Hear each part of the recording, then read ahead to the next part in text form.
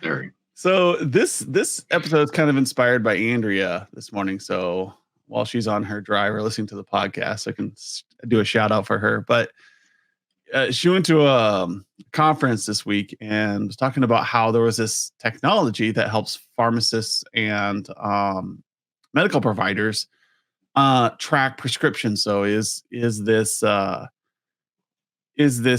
person using multiple prescriptions? Are they filling in multiple areas? Are they abusing opioids, things like that? And it was just a piece of software that helps track, right? And got me thinking, like, how would a medical office know that this software exists? Well, they would have to hear from another doctor. They would have to go to a webinar. They would have to go to a conference and hear about it. And it's this technology that makes their job a lot easier. But isn't that what an MSP is supposed to be doing? That's right. Well, and again, I've been going back to this analogy for a while now. The whole MSP business model, this outsourced IT role, the premise of this early on was you act like an internal staff. They can't afford to hire a full-time IT team, so they've hired you. Yeah. So if they could afford an internal team, what functions would that team be doing? Well, you would have someone sitting down with key stakeholders, really understanding the business, chasing down these solutions that solved very specific problems just for them. Now, that's a bit of a challenge for MSPs because you support multiple industries. Some of you out there are very focused. You have your niche, but generally speaking, we're looking at things that aren't necessarily in our wheelhouse. Yeah. And that has created a bit of a divide, a disconnect between what our core functions are and what the client is needing in their environment. Yeah. And I talked to, Skip and I were talking about how when I was in corporate world, I had the advantage I could focus on an industry. So when I worked for a marketing firm and they did bank marketing, they're even a focused marketing firm. I learned about how bank marketing worked. I learned about polygons and delivery routes and how do you determine who your customers are for a bank branch. And I learned all this stuff about how their processes worked internally. And then I started thinking about software that would help them or hardware that would help them. And I got all these stories that I bring up in the podcast about how I helped this particular firm. Or when I was working at Nelnet. I learned about student loans. I learned about the policies, procedures, how the TIVAs worked, how they broke it up into 4, and then, how we could host for other banks and all these things about NIST compliance and how that process works. So I could make recommendations like, hey, why aren't we doing it this way? My job, any new corporation I walked into, was to learn what their business was and then apply technology to that and help them in ways that I could. And I did that for every company. Not every IT guy does that. Not every IT girl does that. Some just go in like, I'm going to fix firewalls. I'm going to fix PCs. Yeah. What does this company do? They do something with electricity. And I think a lot of MSPs fall into that trap too of, what does your client do? Oh, they're a legal firm. Yeah. Well, do they focus on court law? Do they focus on nonprofit law? What do they do? Criminal? And so when you're at a conference or when you're reading news, you can subscribe to different threads. You're really good as engineers at consuming large amounts of information on odd topics. Like yes. I have a thread I subscribe to with New York law. And it's because I was looking into what was going on with willful ignorance. How is that affecting legislation right now? And now I get notified whenever there's a legal case on that. So I'm slowly keeping my nose on what's going on there. Yeah. Your job is to represent your clients. Your job is to understand what do they need. And then to do that, you have to understand what their industry is. Right. And we're not talking about a whole nother job function you have to get into. This is not more training and more classes that you need to go to or anything like that. It's actually really pretty easy. a few years ago was working with an MSP, and we had two pretty good sized banks. They were the sub 1 billion, size, total assets or total deposits, Yeah, and small. so a good, yeah, good sized regional banks, very different in how they operated, but good ones, and I was heavily involved with them. And I got to know quite a bit about the banking industry. What does an FFIEC audit look like, Yeah, and all these details. Now, the cool part about it is I wasn't really driving a lot of those activities. I was just participating with them, and I just started asking questions. I mean, you're sitting in the room with industry experts. Okay, you don't have to be an industry yeah, expert. Ask them questions. We had opportunity to go as an MSP. We were part of, I forget, something that allowed us to go to some of these banking functions. So one of them was up the road at one of the country clubs, and I went. It was an evening sort of social deal. They had several guys kind of talking. It was a couple of hours out of my evening. Hey, it's free food, so it wasn't that big a deal. I go up there, I hear a few things, I come back, and then for the next 2 or 3 weeks, I'm asking my customers, "Hey, I was at this thing the other day, and they talked about this new initiative coming up." And my customers were very, very appreciative that I was interested in their industry, that I was asking them questions, probing yeah, what's going on. And then two, they started telling me all this information that all I had to do was take it in, absorb it, and go, okay, I understand that now. And along the way, because I'm the techie guy, I'm like, ooh, we can help with that part. Ooh, yep, we can solve that problem. That's all you have to do. So you don't have to be the expert. You're sitting in the room with industry experts. yeah. Just listen. Yeah, and have those bespoke MSPs that are out there. This is why I really am a big fan of you guys. Is that when you're focused on medical, when you're focused on like schools, you're able to find these unique solutions. So maybe you're focused on medical and you're aware of this software that Andrew is talking about. And you're like, oh, I need to bring this up with my clients. Now, you also know that there's a bunch of policies around that. You can't just be an HMS provider. You can't just be an HMS reseller. There's a lot that goes into HMSs, health management systems, and getting them in place. And you need specialists, you need people with certifications, and there's all sorts of things that go along with that. But there's a lot of money to be made in that. But you have to have enough Mhm. customers to specialize in that. But then you find these softwares that are one-offs, like, hey, this is just a tracking software. It plugs into a national database that helps your doctor's office or your pharmacy track and be more accountable because people are getting sued. I mean, if you're following the lawsuits on stuff, Mhm. like Walgreens had a huge issue with the opioid crisis. They're really cracking down on this. So this is a very big They are. risk for a lot of Mhm. these medical providers. And having something easy to do their due diligence, that's right in their arena. So then when you Yeah. talk to a prospect, a medical firm, and they say, well, why should we go with you? Our current people fix our PCs just fine. Like, well, because we specialize in helping you understand the solutions that are going to make your doctor's practice easier. For instance, you bring up the software Mhm. and they go, oh, I didn't even know about that. Yes. When you work with Yep. us, we will make sure we're keeping on top of this stuff for you. Or if you find something at a conference you go to, bring it over to us so that we can help you evaluate it and see how it Yep. works in your system. And then we can tell others doctors' offices about this so that we can help rise the tide for everyone. Yep. And that's what the And being bespoke really helps you with that. yeah. And that so you got to think about that in a couple different ways. So, you can be a part of your customers identifying and implementing these solutions, or you can be on the tail end and just having to deal with all of the issues that come with new Yeah. solutions. So I was working for an oil and gas company, and the geologist found a great software. All right. I mean, it was fantastic. It's called Petra. I still remember it. And I was impressed. I mean, I'd never, this was quite a while ago, but, for kind of on the fly, on demand, 3D rendering of geological structures underground, all these formations. It was really cool stuff. But here's the deal.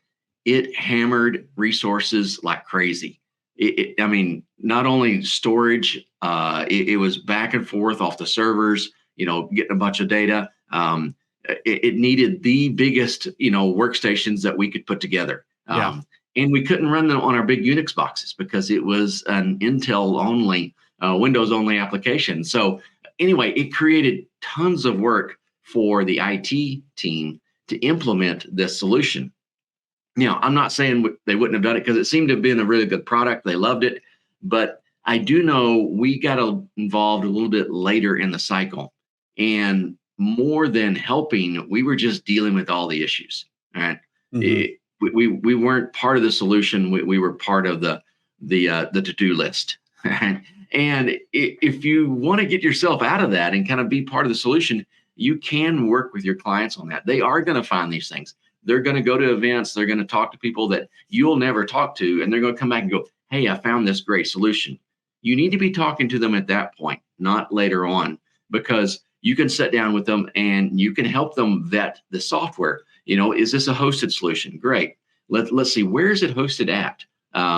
What's their compliance? Do they have the common things that you're very aware of, very competent in? They know nothing about. Your clients don't know anything about SOC compliance, right? Yeah. So, you can help them navigate through that. And the first few times it will be a bit difficult. All right, it's a new kind of relationships in some cases for you. But after that happens, you're going to get to the point with your clients where when they see something new, they're going to look at that. They're talking to another vendor, right? Some software vendor, and they're going to look at that and go, that looks interesting. Let me get you over to my IT guy and see if that's something that we can look at.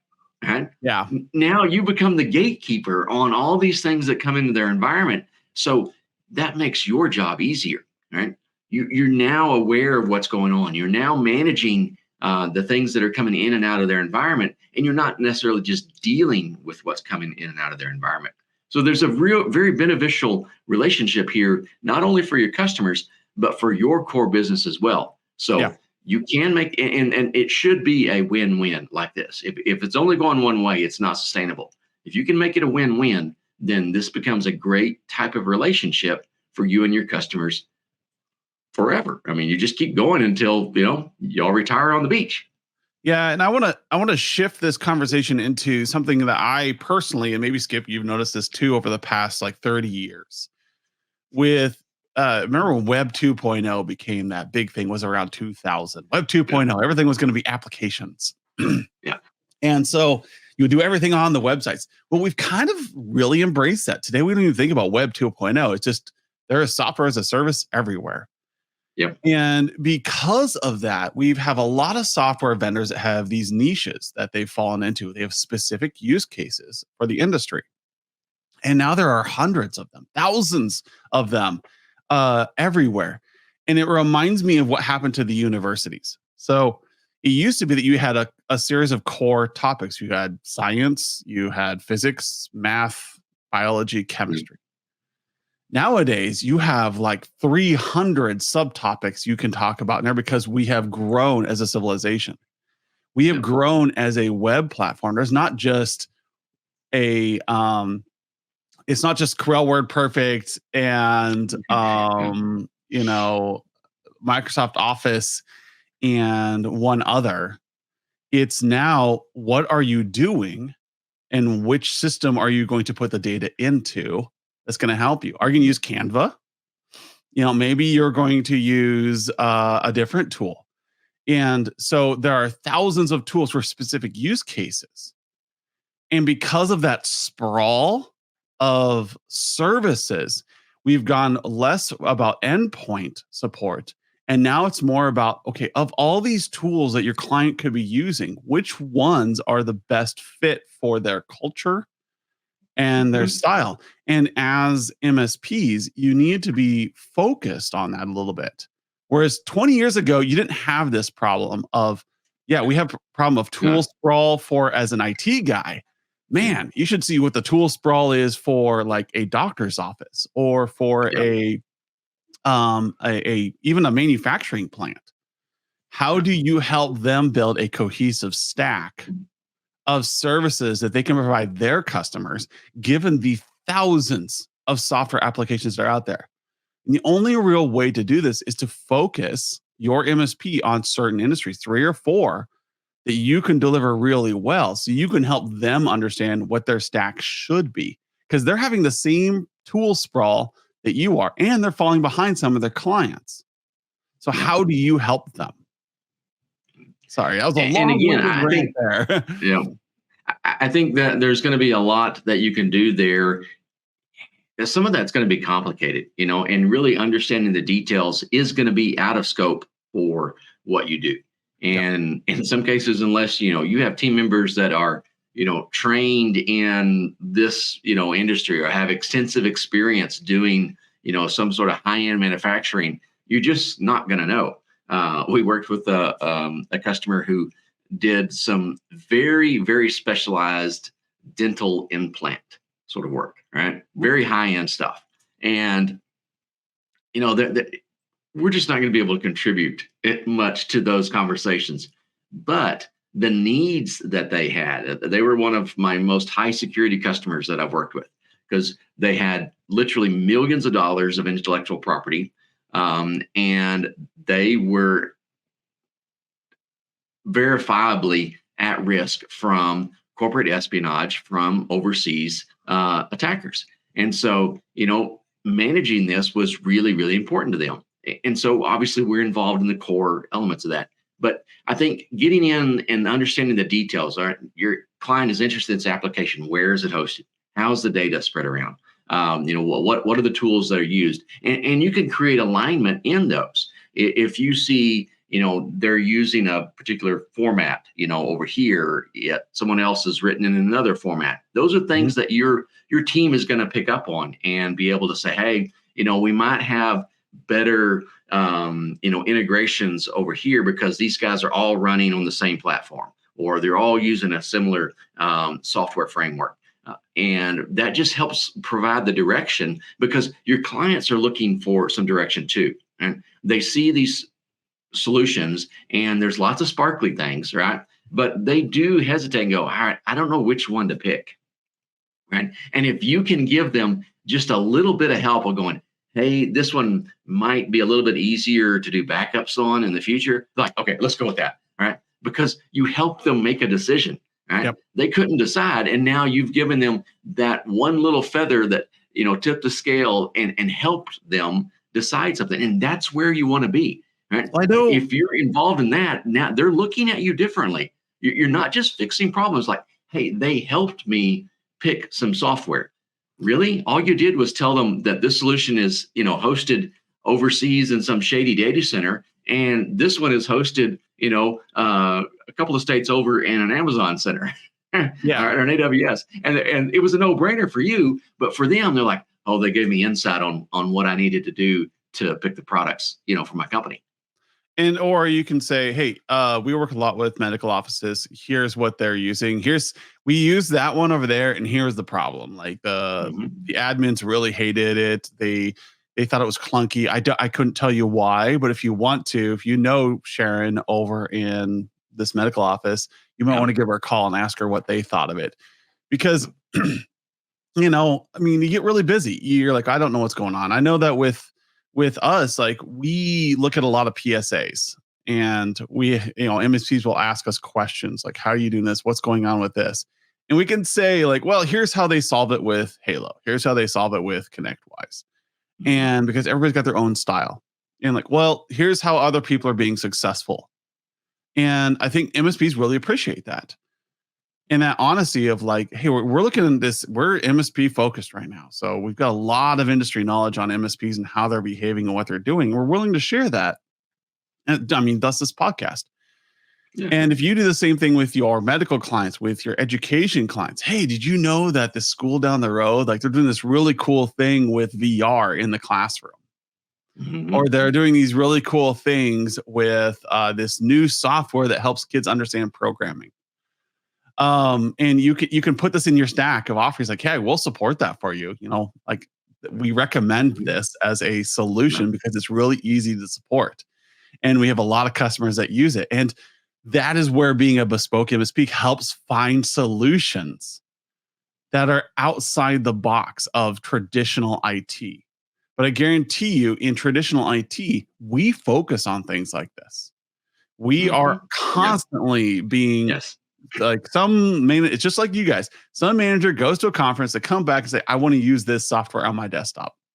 And then Hmm. we go through our value. If you're mature in IT, you'll go through an evaluation process.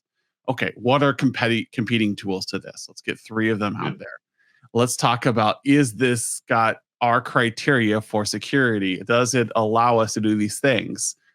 And eventually we narrow it down. We come back to the manager and we say, okay, we evaluated 3 and we're down to 3. We just need your users to test out the 3, see which one's their favorite. Yeah. And it might be that the one that got the conference isn't their best. Because now we know that there's these solutions out there, we were able to pick the top 3 that were compatible with our systems. And then their users are like, oh my gosh, I love that one, but this one is way better. Yeah. And now that they know there's a solution that can help them with their job, you can find the best one. And then you put that in your toolkit. I can't tell you the number of times as an IT person or a director or manager or whatever role I was in at the time, somebody came out to say, hey, I want to use this tool. And I'm like, okay, well, did you look around and see, is it the best tool for us? What problem is Mhm. this solving? And I was like, but I love this one. I'm like, okay, I get that. But I want you to look around and give me the best one. Find 2 others. It's not just a prize thing. I want to know that this was the best fit for you.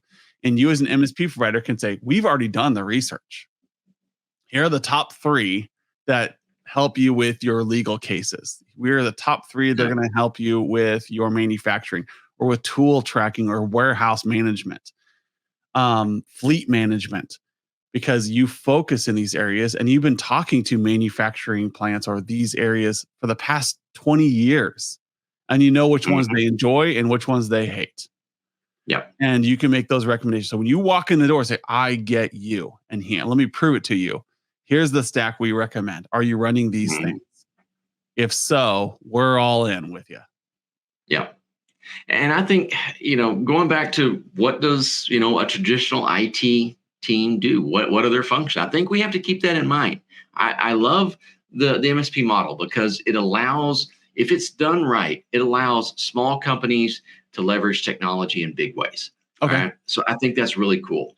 But you do need to remember that where this came from, where this whole model came from. So to the extent that I got involved, I was working for local government and had spent last couple of years putting in a totally new networking system so that we could run a new computer-aided dispatch, a new 911 center. Mm. And it's back to my joke of I don't call 911, 911 calls me. All right. Yeah. And I'm up there one afternoon working. It's, we knew there were times when things were pretty slow and you could go and do a few things without being in the way. And I'm there doing that. And all of a sudden, I don't know what goes on. I mean, just the city goes nuts, right? And they were kind of light staffed because it was supposed to be a slow time. And they had a new dispatcher on, and she was quickly getting overwhelmed, and I'm standing there. So I set myself down in one of the execs, extra dispatcher stations, and I plug myself in and start taking calls. Yep. All right. Now, not the 911 calls. I'm handling all the back end stuff. All right. There's lots of rules on that other part. All right. But I'm helping move units around and, update statuses and do all these things in the tool that I know how to do because I've been helping these guys for years. All right. And it was only a little while until they could call in, the relief that was on standby. But it was a great example of, hey, I can't really do a lot, but I know enough to do just the basics in here. I can help out with some really simple stuff. That was my level of involvement as an traditional IT person for an organization. Can Yeah. you do that with your customers? I don't think the expectation is that you should. Okay. But you should have an inkling of what's going on. You should have an idea of how their day-to-day operations run because you can't really support them well until you do. Yeah. I think you need to change your mindset into focus on a specific industry and the types of tools that they need to do their jobs better, not just PCs. But think about like what is the specific software stack for pharmacists, for libraries, for schools. They all have their specific sets because SaaS is crazy out there. There is a tool for everything.